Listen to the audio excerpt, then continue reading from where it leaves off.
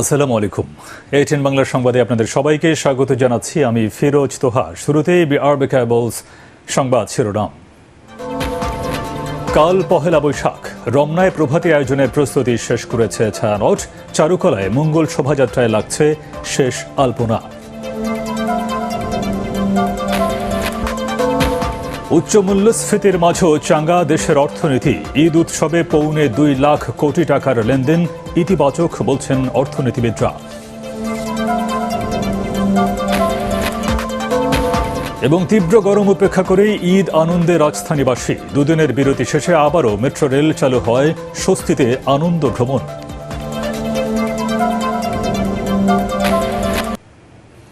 শুনছিলেন BRB cables সংবাদ শিরোনাম। এবারে বিস্তারিত। আগামীকাল পহেলা বৈশাখ, বাংলা পঞ্জিকায় যোগ হবে নতুন আরেকটি বছর, 1431। নববর্ষ বরণের প্রস্তুতি চলছে ঢাকা বিশ্ববিদ্যালয়ের চারুকলা ও রমনার বটমূলে। ছায়ানটের প্রভাতী অনুষ্ঠান ও চারুকলায় মঙ্গল শোভাযাত্রার সব প্রস্তুতি শেষ হয়েছে বলে জানিয়েছেন আয়োজকরা। বর্ষবরণের এসব আয়োজনে রাজনৈতিক কোনো কর্মসূচি পালন করা যাবে না বলে জানিয়েছেন ঢাকা বিশ্ববিদ্যালয়ের উপাচার্য। মাহবুব কবির চপলের রিপোর্ট।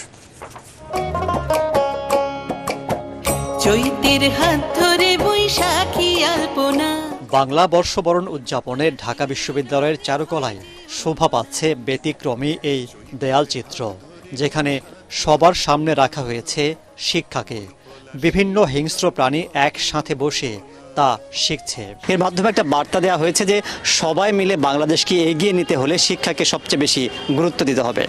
এবার মঙ্গল শোভাযাত্রার প্রতিপাদ্য নির্ধারণ করা হয়েছে আমরা তো তিমির বিনাশী। শেষ মুহূর্তের রং তুলিতে ব্যস্ত শিক্ষার্থীরা। শেষ হয়েছে শিল্পকর্মের কাজ, যা দেখতে ছুটে এসেছেন দেশ বিদেশের অনেকেই। খুবই ভালো লাগছে, সব প্রিপারেশনগুলো দেখছি। আর গতবারের তুলনায় এবারের থিমটা আর একটু colourful. Good, excited about the celebrations.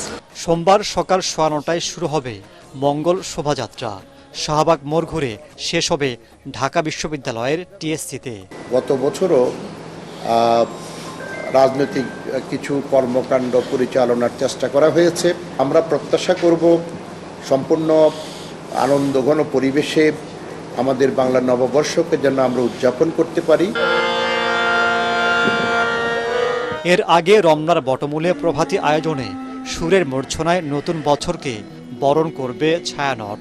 আমরা গত প্রায় 2.5 মাস ধরে প্রস্তুতি নিচ্ছি এই নববর্ষ উদযাপনের জন্য। আজকে চূড়ান্ত মঞ্চ মহড়া হচ্ছে। হিংসা, বিদ্বেষ, ভোগবিলাস ভুলে সবাইকে একসাথে চলার আহ্বান জানাবেন সাংস্কৃতিক কর্মীরা।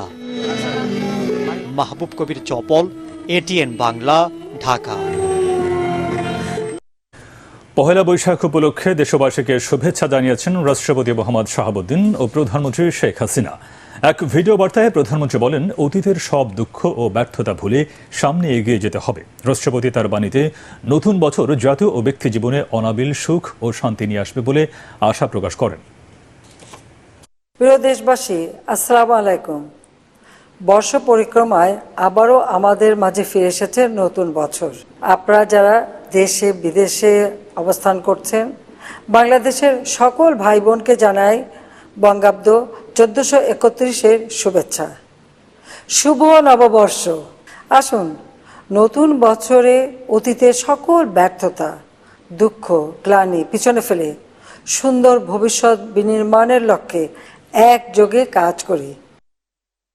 ঈদ উৎসবে গতি বেড়েছে দেশের অর্থনীতিতে। রমজান, প্রবাসী আয়, বাংলা নতুন বছরের কেনাকাটায় অতিরিক্ত লেনদেন হয়েছে। সব মিলিয়ে এবারের ঈদে 2.25 লাখ কোটি টাকার লেনদেন হয়েছে বলে জানিয়েছে দোকান মালিক সমিতি, যা অর্থনীতির জন্য ইতিবাচক বলছেন ব্যবসায়ী এবং অর্থনীতিবিদরা। শরফুল আলমের রিপোর্ট। চড়া মূল্যস্ফীতির মধ্যেও অতীতের যে কোনো সময়ের চেয়ে এবারের ঈদ উৎসবে সবচেয়ে বেশি কেনাকাটা হয়েছে। দোকান মালিক সমিতির তথ্য বলছে, ঈদকে ঘিরে পোশাক কেনাকাটায় 34,000 কোটি টাকা, খাবারে 28,050, ইফতার সাহারিতে 8,160, জাকাতে 70,125, পরিবহন খাতে 7,500, বেতন বোনাসে প্রায় 1,500 আর ফিতরায় 467 কোটি টাকা খরচ হয়েছে।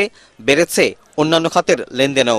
ঈদকে কেন্দ্র করে বাজারে নতুন করে টাকা সার্কুলেশন হয়েছে প্রায় 1,65,000 থেকে 1,70,000 কোটি টাকা। এসিবি খাতকে যদি সরকার আরেকটু প্রণোদনা দেয়, সেই ক্ষেত্রে আমরা আগামী 5 বছরের মধ্যে আমরা এটাকে 80% নিয়ে যাব। কিছুটা কমলেও প্রবাসী আয়ও ছিল ইতিবাচক প্রবণতা।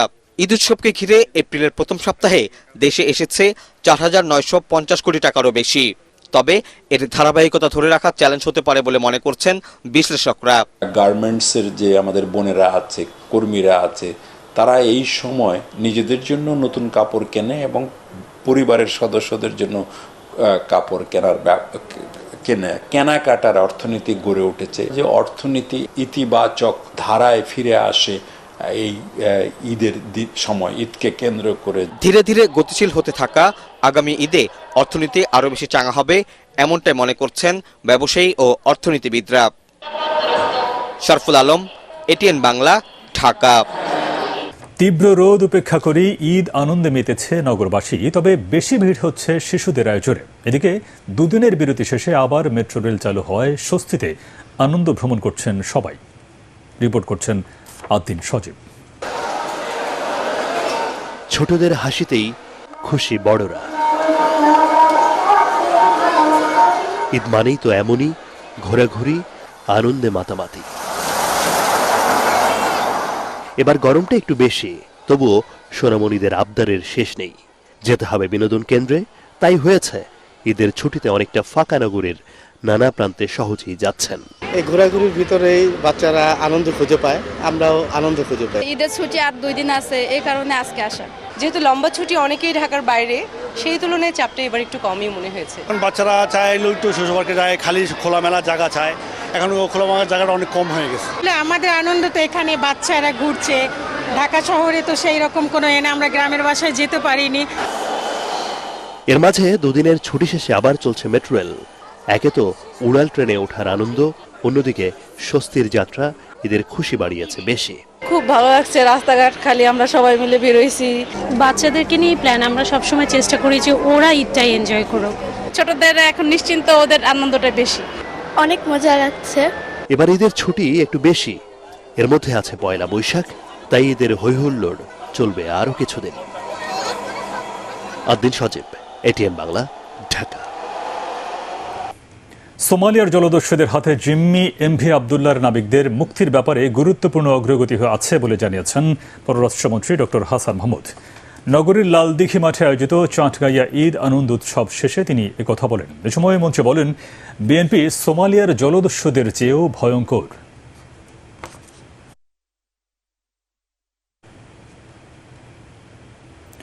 আল আরাফা ইসলামী ব্যাংক অর্থ সংবাদ।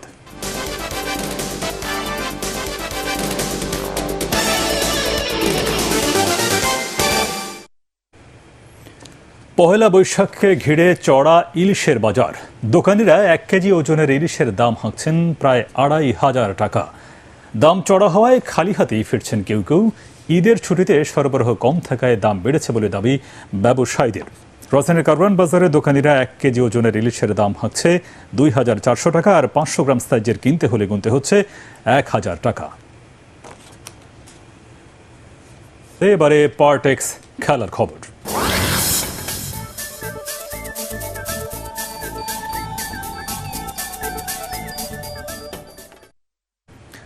স্প্যানিশ লা লিগায় রাতে আলাদা ম্যাচে মাঠে নামবে বার্সেলোনা এবং রিয়াল মাদ্রিদ। মায়োর্কার বিপক্ষে খেলবে লা ব্লাঙ্কোরা। 30 খেলায় 75 পয়েন্ট নিয়ে টেবিলের শীর্ষে আছে কার্লো আনচেলোতির দল। লিগে এখন পর্যন্ত মাত্র 1টি ম্যাচে হেরেছে তারা, তবে চ্যাম্পিয়ন্স লিগের শেষ ম্যাচে ম্যানচেস্টার সিটির বিপক্ষে মাঠ ছাড়ে 3-3 গোলের ড্র নিয়ে। রাত 10:30টার প্রতিপক্ষের মাঠে নামবে রদ্রিগো, ভিনিসিয়াস জুনিয়ররা। আরেক খেলায় বার্সেলোনা মুখোমুখি হবে কাদিজের। রিয়ালের থেকে 8 পয়েন্টে পিছিয়ে টেবিলের 2 কাতালানরা এই মৌসুমে লিগে 3 ম্যাচে হেরেছে জাভি হার্নান্দেজের দল।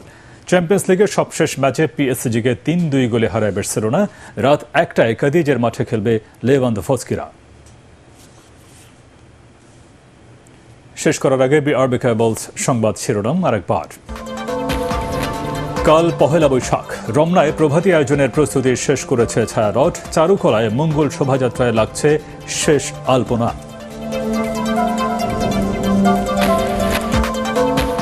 উচ্চ মূল্যস্ফীতির মাঝেও চাঙা দেশের অর্থনীতি। ঈদ উৎসবে পৌনে 2 লাখ কোটি টাকার লেনদেন ইতিবাচক বলছেন অর্থনীতিবিদরা। এবং তীব্র গরম উপেক্ষা করে ঈদ আনন্দে নগরবাসী। দুদিনের বিরতি শেষে আবারও মেট্রো রেল চালু হওয়ায় স্বস্তিতে আনন্দ ভ্রমণ।